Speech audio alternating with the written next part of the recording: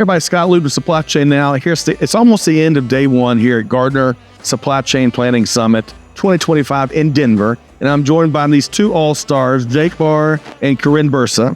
And we're going to offer up to you some key takeaways from day one. And stay tuned. We got a whole bunch more key takeaways coming January 8th at 12 noon Eastern Time. But it's been a big day one. Who would like to be the leadoff hitter and share some key takeaways? Karin. I'm going to start with the top of the day. The session, the very first kickoff session keynote this morning, I really just had a couple of takeaways from. One was that we need to be fearless in our pursuit of improvement and automation and embracing technology. That status quo is really the enemy. And you've got to have the use cases and pursue that in order to really start building muscle memory. And I want to echo what Karin brought up, but I want to hammer it because I ran into an awful lot of timid folks. They weren't fearless. Some deer in the headlights. I would say deer in the headlights or paralyzed. Yeah. In fact, I had disturbing discussions with people who have huge business need to get on and get moving with stuff. Yeah. And they're almost in a action paralysis mode.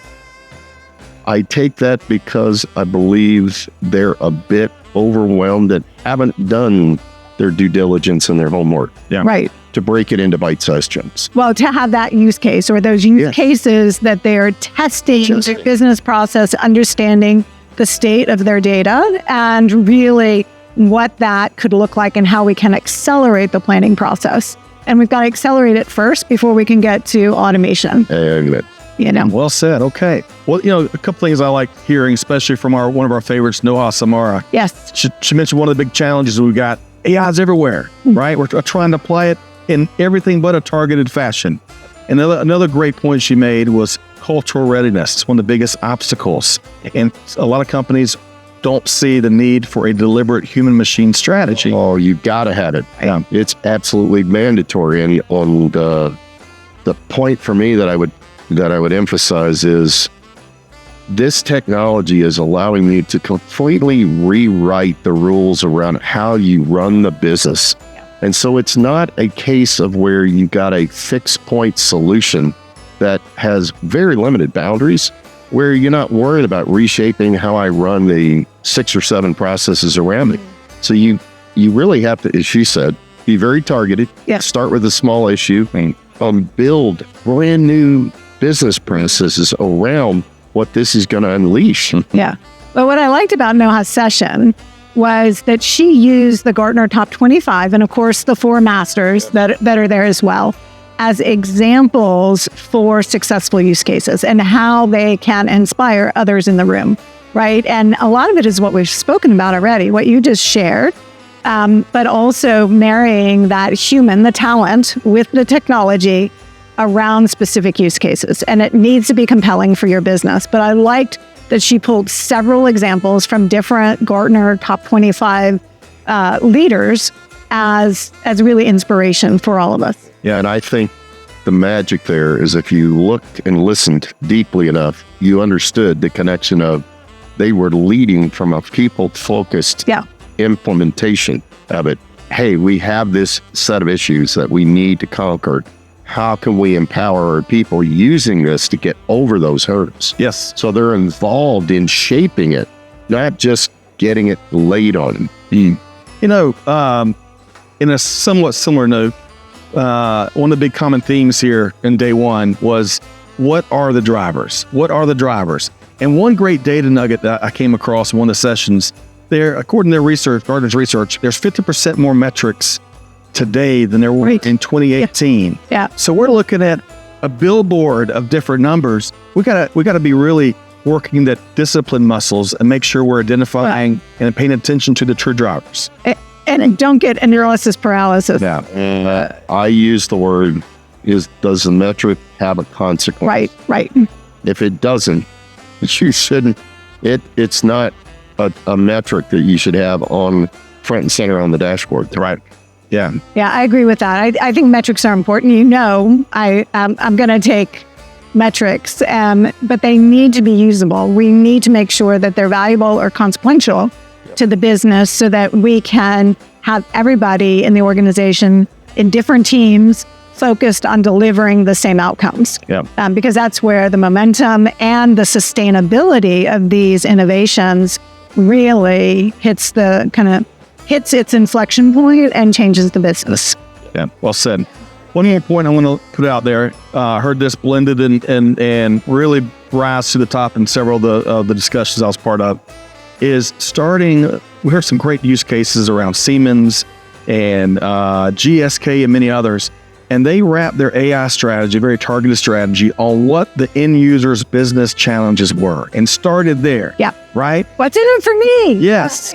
And then as they identified what their business challenges were for the end users, they then prioritized and quantified the business impact. Yeah. And then invested in using AI and other innovative technologies to alleviate those challenges, making those end user days much, much easier and more successful. And interesting, quite honestly. Yes. But one of the best case studies I saw was from Kraft Heinz. And what I liked about this in particular is that they were talking in terms for their driver, it is to be touchless manufacturing. And what I liked is they identified some core practices where we get in and override data, or we get in and we change the model. So tinkering with these things or battling with them versus embracing the technology and fixing the process, fixing the data, leveraging what's good about the technology and artificial intelligence so that we can accelerate over time. So they gave some really specific examples. I like that. I was inspired by that. Yep. Facts, not feelings. Yes. Process orientation. That's another good one. People was a big part of their story too. So upskilling their team, right? And helping them understand the metrics that they were looking at and what it means for the business and why we want to be hands-free or why we want to automate. So that's really their message about driving automation. All right. So Karin and Jake, great stuff as always. We could be here all night covering all the key takeaways just from day one. But I want to get one final word from you both. I want to add mine first. Let's hear it. Because I love this one big nugget that came out in one of the sessions. Trust does not happen by accident. We got to really invest in these trust-filled relationships across the ecosystems. And that's not a small feat. That takes real investment of time and energy and dollars. And when the payoff is immense. And as I like to say a lot, with trust, which is a currency of global supply chain, we can move mountains and, build a much brighter day. All right. So, Karin, your final key takeaway here. Yeah, my final key takeaway is that automation is coming. So get ready for it. One session I went to was on decision intelligence. Yep. And I think that this area is unlocking new value and unleashing new insights for the business. And it's going to drive automation. And it really consists, Jake, of the 3 types of artificial intelligence that we see all the time, right? When we think of traditional now, when we think of analytical AI or machine learning as a part of it, and then you move into generative AI, which 5 years ago was exciting and new, right, but now should just be part of your standard model that you're looking at. But now with agentic capabilities, and that is the opportunity to automate and have intelligence and have a really structured process where you could be autonomous, you could be hands-free, or you could be augmenting the decision process. Yep. Well said. Jake? My final take, and it's just a reflection of at least 100 discussions from today so far of... The day's still young. We have people that are stuck in neutral. Yeah. And if you think this game is going to be okay for you to stay in neutral, you are sadly mistaken. So I was re-emphasizing almost repeatedly in most of these discussions, go ahead, lean in, start, pick a pain point, pick a single process focus area where your people have been complaining about the issues, the inability to grunt through all the information to get at shaping a decision that's going to have an impact on the business and moves. What they have to appreciate is this is not your grandma's supply chain, right? This is day and age today where you are concurrently shaping the new business process because of this kind of tech. Yep. This tech, what it unlocks has never been available to us. My God, I want to jump back 3 decades of my career.